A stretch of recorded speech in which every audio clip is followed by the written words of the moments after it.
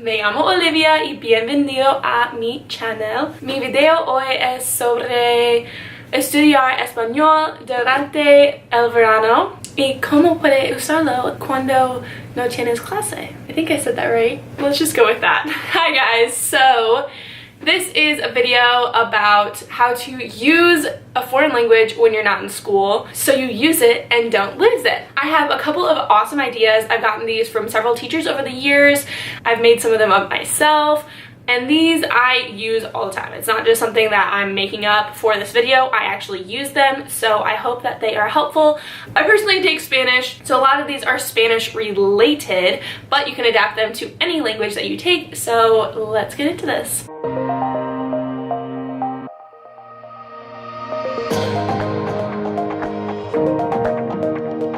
So if you're learning Spanish and you live somewhere that does not speak Spanish, then I have some suggestions for you.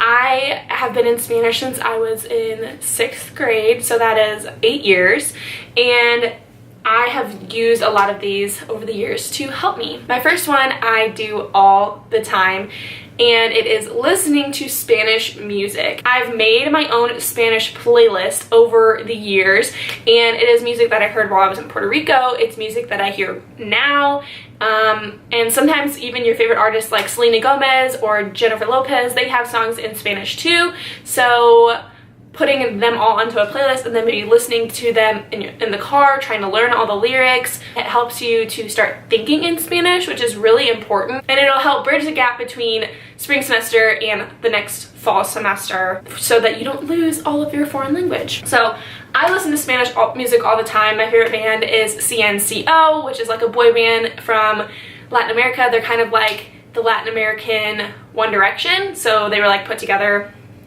but I really like them. I will leave my Spanish playlist link down below if you are interested in hearing some of the songs that I listen to help with my Spanish. I also listen to Spanish music while I do Spanish homework because it helps with the whole mindset, but you won't really have Spanish homework over the summer unless you have summer work. The next thing that I have done a lot is watching TV shows in Spanish. So on Netflix, there's actually a lot of Spanish shows that are just naturally in Spanish, and my favorite one is El Internado. We started that when we were in school, like my class started it together, and it's one of my favorite shows. I still haven't finished it, but I'm going to continue it over the summer. Another show is The Cable Girls, which a lot of the actors from El Internado are in The Cable Girls, which is really cool.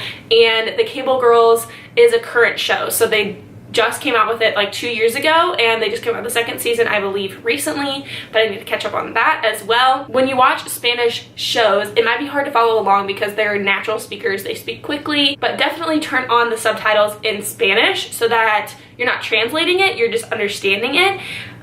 If you're really confused, you can rewind, and some shows dub over in English, so you can actually listen to it in English, or you can read it in English while they speak in Spanish. So there's a lot of different options, but I definitely recommend watching it in Spanish and reading it in Spanish underneath, because then it helps with the audio-visual connection in Spanish. But those shows are highly addictive.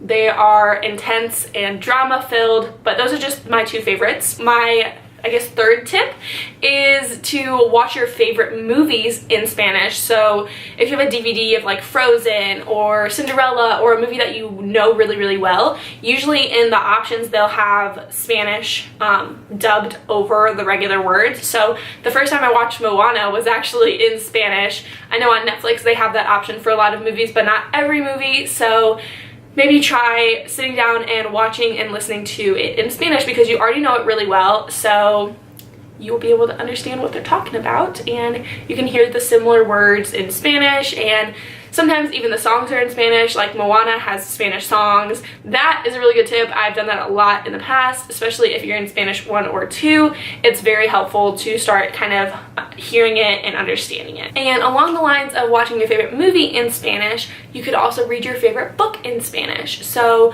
whether that's online or the actual book, I know that Harry Potter has been translated to Spanish, so if you're a big Harry Potter nerd, definitely check that out because you know the books, so it would be easy to read it in Spanish and kind of go along and figure things out along the way.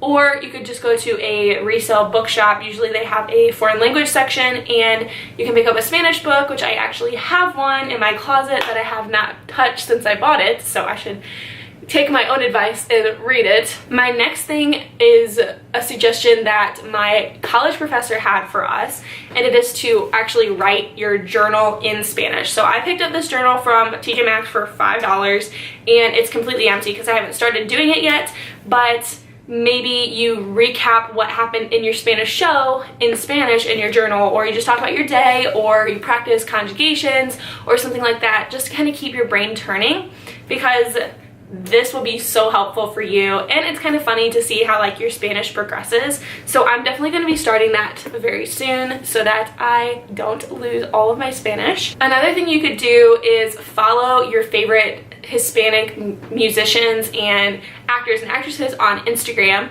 and they will post in Spanish, and try reading it first and see if you understand it, and then they have the translate button at the bottom, and then translate it and see how much you got right, because that's kind of like an instant gratification, and seeing how much you understand is really cool. And then of course they have their Instagram stories where sometimes they talk in Spanish.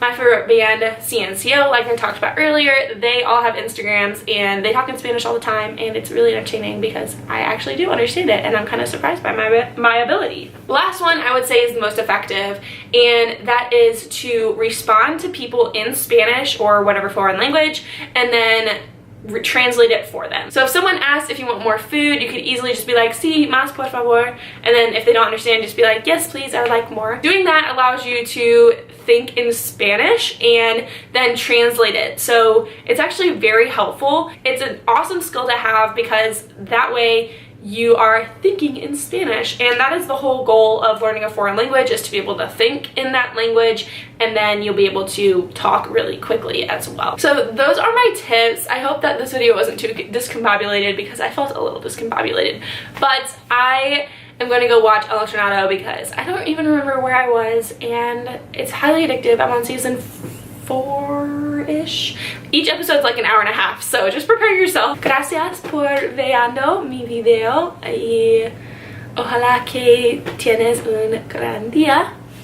I'm so awkward when I speak in Spanish because I don't do it very often, so I just need to practice. If you have any questions or want any more suggestions, leave them in the comments down below. I hope you guys enjoyed this Spanish inspired video where I gave you guys some tips. If you want some more videos like this, give it a big thumbs up and subscribe down below so you don't miss out on those. My next video is going to be part 2 of my friends try vegan food, where my friends try vegan ice cream. And then next week I have lots of fun videos planned for you, so stay tuned.